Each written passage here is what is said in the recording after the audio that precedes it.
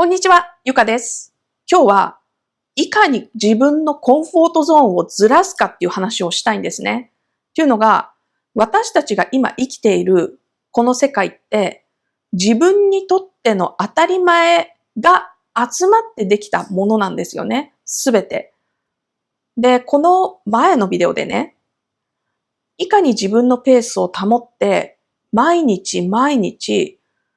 そのペースを積み重ねられるか、その積み重ねた先に絶対に自分が行きたいと思っているゴールにたどり着くためのものが用意されているっていうことを話したんだけれども、それとセットで考えるといい大きな相乗効果を生むっていうのが、この今日話すコンフォートゾーンをずらすっていうことなんですよね。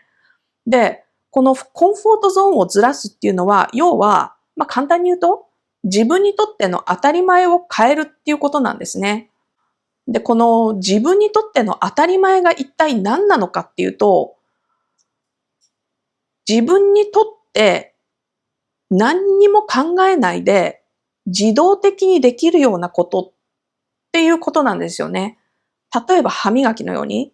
朝起きて歯を磨く、あるいは寝る前に歯を磨くだとか、全く何にも考えずにやってるけれど、うまくできちゃってること、車の運転もそうだと思うんですね。これで前に進むから、こういう操作をして、これで左に曲がるときには、って細かいことを考えないと思うんですよね。免許の取り立てっていうわけじゃなかったら、多分、車に一緒に乗ってる人と、本当に会話に集中して、やりとりをしながら、ほとんど何も考えずに運転できると思う。それと同じように、私たちの一日の6割以上が自分の無意識の行動によってできてるっていう研究があるぐらいなんだから、いかにこの自分にとっての当たり前っていうのを自分のね、理想とする方向に持ってくかってことなんですよね。自分にとっての当たり前っていうのがいくつも重なって一日ができて、で、その一日がどんどんどんどん積み重なって、1週間、1ヶ月、1年ってなっていくわけだから。で、このコンフォートゾーンをずらすっていう話をしたときにね、自分が心地いいところから、もっともっと大きな頑張り、大きな努力、自分にとって心地の悪い経験をいっぱいすれば、コンフォートゾーンがずれるんだって思って、ものすごいがむしゃらに努力しなきゃって言って努力する人っているんですよね。なんだけれども、私の前回のビデオでも話したように、その頑張りって、要は無理をしてるってことなんですよ。だから、果たしてそれが毎日一生続けられるか、一生そのペースで上がり続けられるかっていうことを考えたら、やっぱりそれって難しい。周りの環境だってどうなるかわからない。家族で急病人が出て対応しなきゃいけないかもしれないし、もしね、会社に仕事行ってる人は、会社の、時期的な忙しい時期だとか、どうしても残業しなきゃいけないとかね、何かあると思うんですよね。そういう時に、自分にとって、ものすごい頑張んなくちゃいけないっていうのを、単発でやるようになるんですよ。でもそれって自分にとっての当たり前として身につかない自分のものにならないから、それは結果として自分のコンフォートゾーンをずらすっていうところには至らないんですよね。ただ自分の中で、よし、今日は頑張った。先週頑張ったな。って言ってどんどんどんどん過去のもの、過去の経験として流れていってしまう。だからね、前回の私のビデオで話したような、自分がこのラインだったら絶対にこなせるっていう最低のレベルを必ず毎日やる。そのペースっていうのをまず自分のものにする。そこがコンフォートゾーンをずらす前段階として絶対に必要なことなんです。で、そのコンフォートゾーンをもしずらそうって思ったら何をするかっていうと、その自分のペースっていうのを守って毎日毎日自分が最低限の気力でも最低限の体力でもできるなっていうレベルをこなしていればね、だんだんそのレベルが楽になってくるはずなんですよ。人間って何事も慣れるから。で、そうしたときに、そこにプラスアルファ、もうちょっと何かを付け足せばいい。例えば私にとって今8キロの減量をしようとしているから、ずっと何年も20分の筋トレっていうのはずっとしていたけれども、最近少し余力が出てきた。自分の中でいろいろ手放すことで時間の余裕も出てきたっていうことで、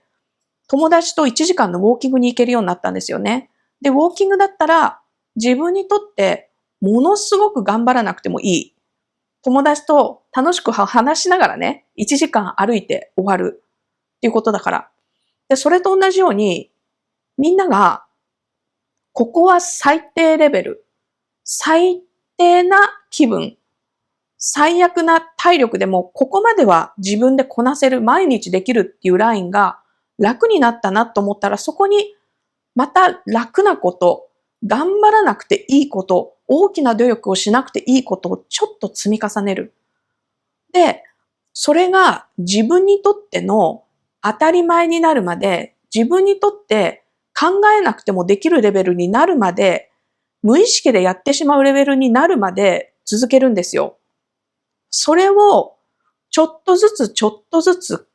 ずらしていく。自分の最低限をだんだん引き上げていくっていうことですよね。それが本当の意味でのコンフォートゾーンをずらすっていう結果を生むと思うんですね。だから、何かすごく大きな努力をしたり頑張ったりするっていうのは逆効果だっていうふうに私は思っている。だから、自分のコンフォートゾーンをずらそうって思った時には、まず、最高のね、その理想形っていうのを目指して、そこにいる人たちと同じようなレベルの努力を汗水垂らして気が狂うほどにやらなくていいと思う。やらない方がいいと思ってる。私はいろいろ努力したことはあった。それが例えば英語の勉強だったりだとか、違う文化での生活に慣れようと思ったことだったり、恋愛だったかもしれないしね、いろいろなことを頑張ったこともあったけれども、やっぱり自分の中にずっと残っているっていうのは、自分が自分で一生続けられるようなコンフォートゾーンのずらし方をしたものだった。でね、私の英語との向き合い方だとか、私の自分がね、考えてることだとか意見を誰の前でも堂々と話せるようになっているこの状態って、ずっと昔の私にとっては当たり前じゃなかった。でもこれが今の私の当たり前になっている。で、今ね、私の周りにいる人たちの中で、私がいつも自信がありそうだ、迷うことがなさそうだ、羨ましい、どうやってやるのとかね、いろいろ相談してくれる人もいるんだけれども、それを考えると、多分、みんなそれぞれコンフォートゾーンっていうのがあって、で、今の私がこうやってブレることなくあるようになったのって、自分がちょっとずつ自分にとっての最低ラインっていうのを上げてきたからだと思う。派手に頑張るんでもなく、自分にとっての当たり前っていうのを自分に無理のない形で上げてきたから自分に定着している。そういうふうにね、ちょっと自分のコンフォートゾーンをずらせだとか、自分の当たり前を変えろっていうことがね、話題になった時に、いかに頑張るか、いかに他の人より突き抜けた努力をするかっていうところばかりにフォーカスされているように思う。でもよく考えてみてほしいんですよね。一流のランナーだって、どっかのタイミングでは歩いてたはず。軽いジョギングから始めたはず。で、今一流のランナーで居続けてる人たちは、いかに体を壊さないように、膝を壊さないように、ずっと自分に大きな負担にならないフォームで走り続けることができるかってことを研究してるはずなんですよね。他の人が自分の5メートル先、10メートル先走ってるから、いかに追い越してやろうかっていうことではなくって、やっぱり自分との戦いだと思うんですよね。誰かより頑張る。あるいは、あの人と同じレベルに行くから、その人と同じことをやってみるっていうね、型から入るコンフォートゾーンのずらしは残らないと思う。もっと本質的なところで考えないと、やっぱり自分の当たり前なんて変わらない。セミナーに出たって、大きな結果出ない人がほとんどってよく聞くけれど、それと同じですよね。その時1回2回頑張ってもダメ。5回10回頑張ってもダメなんですよね。毎日毎日自分のものになるまで、自分のものになってもやめないっていうね、その積み重ねがなきゃいけないから。ということでね、ちょっとね、コンフォートゾーンをずらして、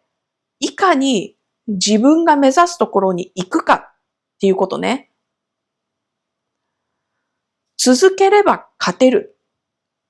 続ければ勝つ可能性が大きくなるっていうことをね、話してみました。今日も聞いてくれてありがとう。じゃあね。